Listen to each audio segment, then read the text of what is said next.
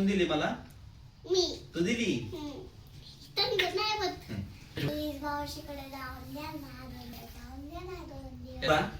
आम्ही चालले मावशीकडे. मावशीकडे चाललाय तू? काय करणार मावशीकडे जाऊन? बिलू खाणार. पेरू खाणार? हा. कोण कोण जाणार तिकडे? मम्मी. हा. दीदी. हा. मी. हा. औषधी मावशीच्या गाडीत जाणार तू? फॉर्च्युनर मध्ये?